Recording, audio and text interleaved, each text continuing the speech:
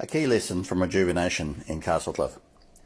Castlecliff has seen some remarkable changes in the last 4 years. There are many parts, people and skills which are involved, but building community ownership of changes is the secret to success. Barely 4 years ago, the centre of Castlecliff was shuttered, graffitied shops, bare, uncared-for sections that served as a dumping ground, and a broken sign pointing to a long-closed motel. But the building material for Rejuvenation was here, including long-term residents ready for change and new residents with vision and passion, unwilling to accept Castlecliff being dissed and ignored. This is the same view now. Vostina Art Gallery and Workshop, succulent gardens and a rejuvenated landscape. The Citadel Cafe, Rangiora Street Library, Shannon, our community-minded hairdresser, a driftwood and Corton steel sculpture park, Cliff Life Church, and soon a co-space encouraging home, work-life balance and productivity. And these are some of the people who make it happen. We're all locals, we're all learning as we go. As well as hammering, sawing and painting, Rejuvenation lies in ideas, organising and critically in communication.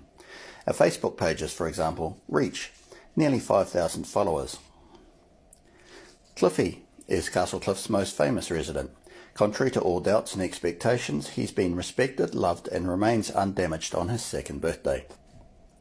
The key to this is community ownership. Everyone calls him our Cliffy because everyone had a say in naming him via an on- and offline quest for name suggestions and then a community vote to choose his name. Cliffy wasn't everyone's first choice, and we got quite a few great and good, saying, "Of course you're not going to call it Cliffy, are you?"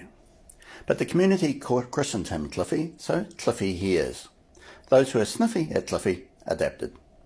The clear lesson is what the community names, the community loves, and the community protects. But we don't only learn from good examples, so here's a row of Norfolk pines on Seafront Road. Without any consultation or notification, someone at council decided to beautify Castlecliff by planting 20 more Norfolk pines to extend this line. The reaction of the Castlecliff community, from coast care to residents, was like WTF. This is what those new pines look like now.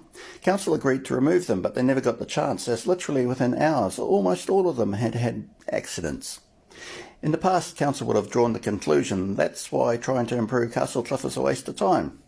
But the incident is now rightly understood as an object lesson in why it's important to get community buy-in. Another example, this is a portrait of Julius Vogel, New Zealand Prime Minister 1873 to 1876 and Wanganui MP, and the only practising Jew to head a British colony. But he appeared in Dan Mills' mural down to being a sci-fi author, writing presciently of the year 2000 when women ran the government. This is the same mural after a midnight touch-up by some guys with masks, a roller and undercoat. What Dan and I missed was the community consultation bit. Vogel, it appears, looks very much like J.K. Baxter, and our guess is poor Vogel copped some utu due to Baxter. Lastly, try lots of things, and when you find something that works, run with it. I put in the application for a Cigna-sponsored defibrillator, probably forgot about it, and was very surprised and pleased to get a call to say Castlecliff had been selected.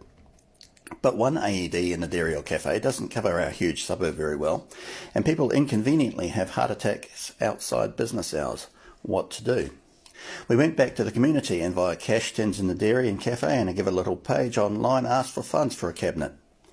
In the process we discovered Aranui School had an AED in the principal's office and the community raised enough to pay for secure boxes for both defibrillators.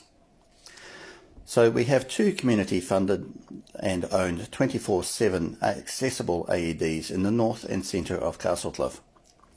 Last week a library user fell ill, and while waiting for the ambulance, the 111 operator directed helpers to the AED.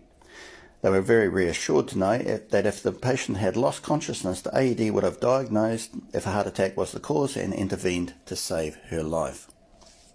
Seeing good things happen often leads to further good things happening too. Cliff Dental paid for us to purchase a third AED and a matching secure box outside Cliff Dental. Now in Castlecliff, if a loved one has a heart attack, you can call 111 and be directed to one of 3 heart-saving machines that literally change the probable result of a heart attack from death to life. Yep, I'm passionate about finding unexpected ways to put together the skills, passion and other assets we already have in our communities to improve both our physical environment and pride in our place. Thank you.